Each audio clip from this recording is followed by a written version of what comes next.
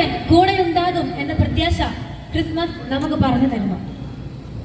ക്രിസ്മസിന്റെ ചൈതന്യം ഏറ്റവും കൂടുതൽ പൂർണ്ണമാകുന്നത് നാം നമ്മളെ തന്നെ മറ്റുള്ളവർക്ക് വേണ്ടി പൂർണ്ണമായി സമർപ്പിക്കുമ്പോഴാണ്. പിതാവായ ദൈവത്തിന്റെ പുത്രനായ മിശിഹ തന്നെ തന്നെ മനുഷ്യർക്ക് വേണ്ടി സമർപ്പിച്ചതുപോലെ നാമും നമ്മളെ തന്നെ മറ്റുള്ളവർക്ക് വേണ്ടി വ്യയം ചെയ്യാൻ തയ്യാറാകുമ്പോൾ ക്രിസ്മസ് പൂർണ്ണമാകുന്നു.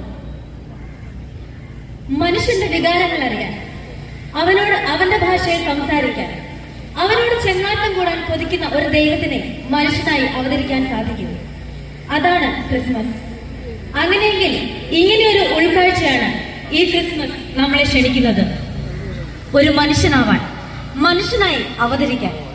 വെറും ഒരു മനുഷ്യനല്ല, സ്വന്തം സഹോദരിയുടെ വികാരങ്ങൾ അറിയാൻ, അവരോട് അവരുടെ ഭാഷയിൽ സംസാരിക്കാൻ, അവരോട് ചെങ്ങാത്തം കൂടാൻ.